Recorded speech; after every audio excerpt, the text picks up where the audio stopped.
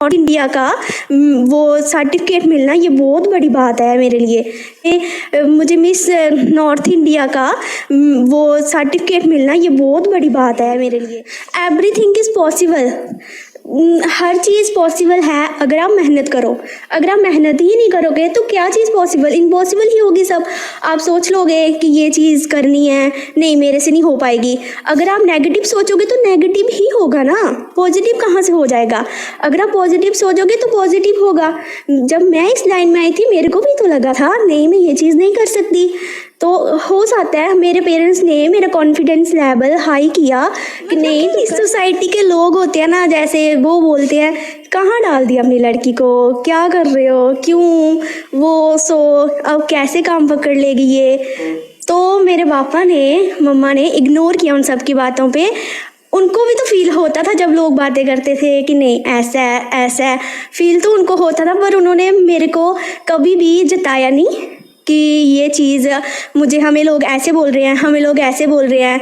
उन्होंने हमें सपोर्ट ही किया मुझे यहाँ तक, तभी तो मैं यहाँ तक पहुँची हूँ, नहीं तो मैं कहाँ पहुँचती अगर वो मेरे को सपोर्ट नहीं करते। सोसाइटी वाले बातें करते हैं, रिश्तेदारों ने मेरी बातें नहीं की। नमस्कार, आप देख रहे हैं जेके लाइव न्यूज़ और मैं हूं विकास शर्मा। आज मेरे साथ बातचीत करने के लिए एक ऐसी शख्सियत है जो कि जम्मू की बेटी हैं और इन्होंने खिताब जीता है मिस इंडिया नॉर्थ 2023। आमतौर पर आपने देखा जम्मू में अभी भी गांव में कहीं ना कहीं उस तरह का माहौल है कि हाँ बेटियां हैं इनको बाहर कैसे भेजें, लेकिन ये अरनिया क्षेत्र से आती हैं, त्रेवा गांव से आती हैं और वहां से निकलकर मिस इंडिया नॉर्थ 23 का खिताब इन्होंने जीता है। माता पिता का नाम तो रोशन किया है, अपने इलाके का नाम रोशन किया, साथ साथ में जम्मू कश्मीर का भी नाम रोशन किया और जम्मू की ये बेटी है। पहले तो आपको बहुत बहुत शुभकामनाएं। Thank you so much sir. अच्छा, पहले ये बताओ, ये मतलब मैंने जैसे पहले कहा कि हमारे जम्मू में अभी भी कई गांवों में इस तरह का माहौल रहता है, तो क्या जब आपने सोचा इस फील्ड में आगे बढ़ना है, ये कंपटीशन में जाना है, तो घर से कितना सपोर्ट मिला? और आज जो होते हैं ना रिश्तेदार, वही कहीं ना कहीं लेग पुलिंग भी चलती है। अगर ठीक है माना आपके माता पिता आपके साथ हैं, वो बच्चे का साथ दे रहे हैं, तो रिश्तेदार माता पिताओं को भी कहना यार कहाँ आपकी बेटी जीएनएम तो कर ही रही है, एमएससी तो कर ही रही है, तो ये कौन से फील्ड में जाना पड़ा, ये क्या था? मेरे माता पिता ने मेरे को बहुत सपोर्ट किया था। जब मैं एक अपने घर पे बताया कि मैं मॉडलिंग करना चाहती हूँ, तो मेरे मामा पापा ने मेरे को बहुत सपोर्ट किया कि ठीक है कर ले मॉडलिंग, जो तू चाहती है वही कर, ये तेरी मर्जी है। तो जैसे कि मेरे सोसाइटी के लोग हैं, बातें की थी लोगों ने। रिश्तेदार भी होते हैं ना, कहा मम्मा पापा तो साथ ही दे, ठीक है बेटा तू चल जहाँ जाना है, लेकिन बाकी वाले तो कहते हैं अच्छा लड़की इतनी पढ़ी लिखी है, जीएनएम भी कर रही है, एमएससी भी कर रही है, तो ये कौन सा ये मॉडलिंग वाला कौन सा शौक पाल लिया? ऐसी बातें मेरे रिश्तेदारों ने ऐसी बातें नहीं की थी। ऐसा मतलब कि इस सोसाइटी के लोग होते हैं ना, जैसे वो बोलते हैं कहाँ डाल दिया अपनी लड़की को, क्या कर रहे हो, क्यों वो सो अब कैसे काम पकड़ लेगी ये। तो मेरे पापा ने मम्मा ने इग्नोर किया उन सब की बातों पे। उनको भी तो फील होता था जब लोग बातें करते थे कि नहीं ऐसा है ऐसा है, फील तो उनको होता था, पर उन्होंने मेरे को कभी भी जताया नहीं कि ये चीज़ मुझे हमें लोग ऐसे बोल रहे हैं, हमें लोग ऐसे बोल रहे हैं। उन्होंने हमें सपोर्ट ही किया मुझे यहाँ तक, तभी तो मैं यहाँ तक पहुँची हूँ, नहीं तो मैं कहाँ पहुँचती अगर वो मेरे को सपोर्ट नहीं करते। सोसाइटी वाले बातें करते हैं, रिश्तेदारों ने मेरी बातें नहीं की, क्योंकि मेरे घर से मेरे मामू की लड़की है वो ऑलरेडी इस लाइन में, तो मेरे रिश्तेदारों ने बातें नहीं की तभी। अच्छा, तभी मतलब जो पहले उन्होंने फेस किया है वो आपको फेस नहीं करना पड़ा, इसलिए ऐसा? हाँ, इसलिए मेरे को ये फेस नहीं करना पड़ा। अच्छा, जब ये खिताब जीता उसके बाद जो ये लोग लेग पुलिंग, क्योंकि आपके समाज में भी होंगे, आपके फ्रेंड सर्कल में भी होंगे, उन लोगों का किस तरह का रिस्पॉन्स था? जब मैंने ये जीता तब तो रात का ही टाइम था जब मैंने जीता, तो रात को फिर सुबह ही सबको पता चला। मेरे रिश्तेदार मेरी फ्रेंड्स बहुत ज़्यादा खुश हो गए थे, बोलते कि अच्छी बात है, हम मेरी फ्रेंड्स भी इतनी दूर गए हैं, वो सो कि मेरे फ्रेंड्स यहाँ तक पहुँचे हैं, वो सारे बड़े हैप्पी थे।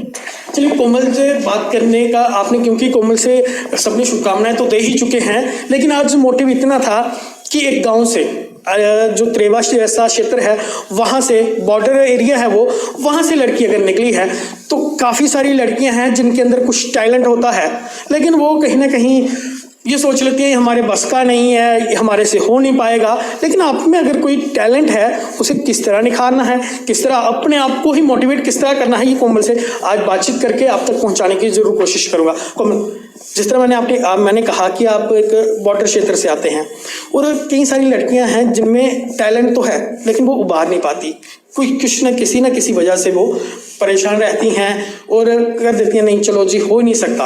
उनके लिए क्या मैसेज रहेगा, क्या मोटिव? मैं यही बोलना चाहती हूँ कि जैसे सोसाइटी है, सोसाइटी में लोग बातें तो करेंगे, इग्नोर करो उनको। और रही बॉर्डर एरिया की, जिस एरिया से मैं हूँ बॉर्डर एरिया वो त्रेवा, तो इतनी सारी फैसिलिटी तो है नहीं वहाँ पे ट्रांसपोर्ट की भी फैसिलिटी बहुत ज़्यादा कम है।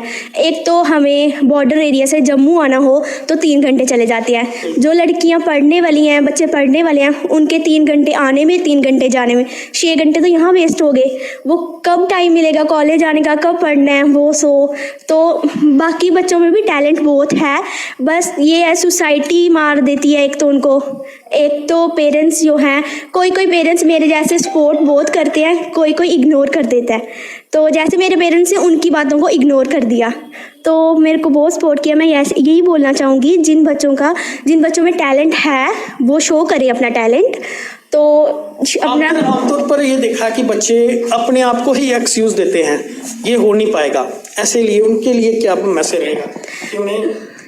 Everything is possible, her cheese possible है अगर आप मेहनत करो। अगर आप मेहनत ही नहीं करोगे तो क्या चीज़ पॉसिबल, इम्पॉसिबल ही होगी सब। आप सोच लोगे कि ये चीज़ करनी है, नहीं मेरे से नहीं हो पाएगी। अगर आप नेगेटिव सोचोगे तो नेगेटिव ही होगा ना, पॉजिटिव कहाँ से हो जाएगा। अगर आप पॉजिटिव सोचोगे तो पॉजिटिव होगा। जब मैं इस लाइन में आई थी मेरे को भी तो लगा था नहीं मैं ये चीज़ नहीं कर सकती, तो हो सकता है मेरे पेरेंट्स ने मेरा कॉन्फिडेंस लेवल हाई किया कि नहीं तू कर सकती है। मेरी रिवॉन दीदी है मेकअप स्टूडियो जिसका अर्निया में ही है, उन्होंने भी मेरे को सपोर्ट किया, नहीं तू कर सकती है। तो मैं धीरे धीरे करके आज यहाँ तक आई, तो मैं जीत भी गई। ये मुझे मिस नॉर्थ इंडिया का वो सर्टिफिकेट मिलना ये बहुत बड़ी बात है मेरे लिए कि बॉर्डर एरिया से तो कोई भी नहीं पहुँचता यहाँ तक। बिल्कुल, इसीलिए मेरा मकसद आज इंटरव्यू का यही था कि काफ़ी सारा टैलेंट है हमारे जो हिली एरियाज़ हैं, बॉर्डर एरियाज़ हैं, दूर दराज के क्षेत्रों में भी टैलेंट है। लेकिन कहीं ना कहीं एक तो पेरेंट्स, जिस तरह कोमल ने बताया, उनके पेरेंट्स ने काफ़ी ज़्यादा सपोर्ट किया और पेरेंट्स कहीं ना कहीं कह देते हैं नहीं बच्चे आप पढ़ो, पढ़ने वाली साइड ध्यान दो, बाकी छोड़ दो। ऐसे पेरेंट्स को आपका क्या मैसेज रहेगा खासकर? मैं यही बोलना चाहती हूँ जो बच्चों का टैलेंट है उस पर फोकस करें, ध्यान दें, ना कि उनके टैलेंट को इग्नोर करें।